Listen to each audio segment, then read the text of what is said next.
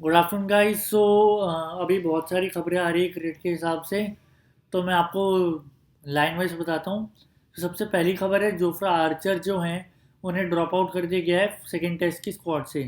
कल जो squad announce हुई थी रात को, उसके अंदर वो थे, लेकिन अभी उनको रिसेंटली ही ड्रॉप आउट कर दिया गया है क्योंकि उन्होंने जो बायोसिक्योर प्रोटोकॉल्स उनको तोड़ा था। उस इसलिए उनके अगेंस्ट डिसिप्लिनरी एक्शन लिया गया है। और उन्होंने माना है कि मेरी वजह से जो भी हुआ है मैं अपनी गलती मानता हूँ। और मैंने दोनों टीम्स को लेट डाउन किया है, तो वो अपनी गलती मान रहे हैं और उनके खिलाफ एक डिसिप्लिनरी एक्शन लिया गया है। दूसरी खबर ये है कि जो कल स्क्वाड अनाउंस हुई थी उसमें जेम्स एंडरसन और मार्क वुड को जगह नहीं दी गई थी, उन्हें रेस्ट कराया गया था। तो अब खबर ये है कि जोफ्रा आर्चर भी बाहर है और जेम्स एंडरसन मार्क वुड भी बाहर है। तो जो अब इंग्लैंड के पास ऑप्शन रह जाती है वो रह जाती है क्रिस वोक्स, सैम क्यूरन और स्टुअर्ट ब्रॉड। स्टुअर्ट ब्रॉड तो खेलेंगे इस टेस्ट मैच के अंदर क्योंकि रोटेशन ऑफ बॉलर्स की पॉलिसी जो थी वो इंग्लैंड ने पहले ही कह दिया था कि हम रोटेशन ऑफ बॉलर्स करेंगे। तो फिर स्टुअर्ट ब्रॉड, क्रिस वोक्स और सैम क्यूरन, इन तीनों को खेलना पड़ेगा। लेकिन अब दिक्कत ये है क्योंकि इंग्लैंड अगर खेलेगा तो चार फास्ट बॉलर के साथ खेलेगा और एक स्पिनर डॉम बेस के साथ खेलेगा। तो क्या इंग्लैंड अब एक एक्स्ट्रा बैट्समैन खिलवाएगा या एक एक्स्ट्रा बॉलर खिलवाएगा? जो एक्स्ट्रा बैट्समैन है वो हमारे हो सकते हैं ओली पोप, और जो एक्स्ट्रा फास्ट बॉलर हो सकते हैं वो हो सकते हैं ओली रॉबिन्सन। तो अब क्या इंग्लैंड एक्स्ट्रा बैट्समैन खिला के अपनी बैटिंग लाइनअप को बड़ा करेगा, क्योंकि अभी जो मैनचेस्टर की पिच है वो बहुत हरी है और सीमिंग कंडीशन भी, क्योंकि अभी बारिश भी हुई है तो बॉल हिलेगा बहुत। तो अगर इंग्लैंड पांच बॉलर्स के साथ जाता है, पांच फास्ट बॉलर्स के साथ और एक स्पिनर्स के साथ, तो उन्हें एक एक्स्ट्रा ऑप्शन मिल जाता है कि, क्योंकि अगर आप देखें पिछले टेस्ट मैच के अंदर, तो बॉल जितनी भी विकेट ली गई है वो नए बॉल के साथ ली गई है या सेकंड नए बॉल के साथ ली गई है। जो बीच में बॉल्स की जो बीच में जब ओवर्स थे उसके अंदर बॉल उतनी अच्छे से यूटिलाइज करी नहीं गई क्योंकि सलाइवा लगाया नहीं गया, और सिर्फ से रिवर्स स्विंग की नई सिचुएशन बनी, नई स्विंग की सिचुएशन बनी। तो क्या वो पांच फास्ट बॉलर्स खिलवाएंगे या फिर एक एक्स्ट्रा बैट्समैन अपनी बैटिंग लाइनअप को लंबा करेंगे? मेरे ख्याल से वो अपनी बैटिंग लाइनअप को लंबा करने में सोचेंगे, क्योंकि वेस्ट इंडीज़ के जो बॉलर्स हैं उनको पिछले मैच के अंदर भी पिच से थोड़ी मदद मिली थी, स्पेशली शैनन गेब्रियल, उन्होंने बहुत अच्छी विकेट, उन्हें बहुत अच्छी बॉल डाली थी। तो वो एक एक्स्ट्रा बैट्समैन खिलाने की सोचेंगे।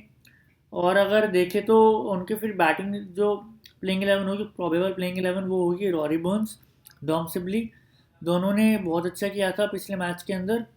हाफ सेंचुरीज दोनों ने मारी थी सेकेंड इनिंग्स के अंदर। फिर होंगे जो रूट, हमारे कैप्टन, जो अभी वापसी कर रहे हैं और अब इस समर का पहला टेस्ट मैच खेल रहे हैं। फिर आएंगे जैक क्रॉले, जिनका प्रदर्शन पिछले मैच के अंदर अच्छा था। फिर आएंगे बेन स्टोक्स, जो कप्तान थे पिछले मैच के अंदर, लेकिन इस मैच के अंदर उनने अपने आप को पिछले मैच के अंडर यूटिलाइज किया था। उनने जित अपने वो डालते खुद कम ओवर्स डालते, लेकिन जितने डालते इफेक्टिवली डालते, तो उन्हें खुद को अंडर यूटिलाइज किया था। अगर वो और ज़्यादा डालते तो उनको और विकेट्स मिलती और इंग्लैंड कम बैक कर सकता था। फिर आते हैं जॉस बटलर, विकेट कीपर होंगे जो, उनको मैं नंबर 7 पे खिलाऊंगा। उनसे पहले मैं ओयल पोप को खिलाऊंगा, क्योंकि उनको अगर इंग्लैंड को जीतना है तो अपनी बैटिंग लाइन लंबी करेंगे वो। ओयल पोप को अपना परफॉर्मेंस दिखाना पड़ेगा। पोटेंशियल तो है उनमें, लेकिन उनको और अच्छे से अपनी बैटिंग दिखानी पड़ेगी। फिर जॉस बटलर हमारे विकेट कीपर। सैम करन जो है हमारे लेफ्ट आर्म स्विंग बॉलर होंगे।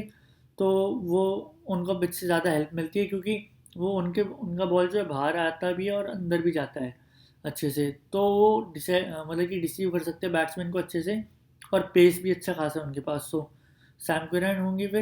फिर डॉम बेस होंगे हमारे, एक ऑफ स्पिनर लौटे। तो उनको खिलाना ज़रूरी है क्योंकि अगर ज़रा से भी रफ क्रिएट होते तो वो ज़्यादा इफेक्टिव हो सकते हैं इस पिच पे। फिर होंगे हमारे स्टुअर्ट ब्रॉड। तो स्टुअर्ट ब्रॉड का एक्सपीरियंस बहुत ज़्यादा है, तो वो इफेक्टिव हो सकते हैं इस पिच के ऊपर। और उनका बॉल जो है पड़ के अंदर बाहर होता है और बहुत तेज़ी से होता है। तो स्टुअर्ट ब्रॉड भी खेलेंगे तो मेरे ख्याल से और क्रिस वोक्स भी खेलेंगे। क्रिस वोक्स की हाइट की वजह से उनको एडवांटेज मिलेगा बाउंस का और सीम होने का। उतना मतलब अंदर बाहर होता नहीं उनका बॉल, लेकिन सीम होता है, तो सीम की वजह से उनको ज़्यादा इफेक्टिवनेस हो सकती है इस पिच पे। तो गाइस इतना ही है अभी तो इंग्लैंड और वेस्ट इंडीज़ के टेस्ट स्क्वाड से। और अगर हम देखें तो सुबह अनाउंस किए है ऑस्ट्रेलियन क्रिकेट ने एक प्रिलिमिनरी स्क्वाड, जो यूके टूर के लिए तैयार कर रहे हैं खुद को, जो सितंबर में होने के चांसेस हैं। तो इसके अंदर नए नए प्लेयर्स को चांस दिए, जैसे Daniel Sams, Sean Abbott, Marnus Labuschagne को भी ओडीआई टीम के अंदर रिटेन कर लिया है वापस। तो ये लिमिटेड ओवर्स के लिए जाएगा टूर। तो ये अभी प्रिलिमिनरी स्क्वाड है। जब ये प्रैक्टिस करेंगे परफॉर्मेंस की बेसिस पे फाइनल स्क्वाड डिसाइड होगी, जब डेट्स फाइनलाइज हो जाएगी टूर की। सो गाइज अभी के लिए इतना ही था। Thank you and love you all. और अपडेट्स के लिए सब्सक्राइब कीजिए Rishabh cricket report. Thank you and love you all.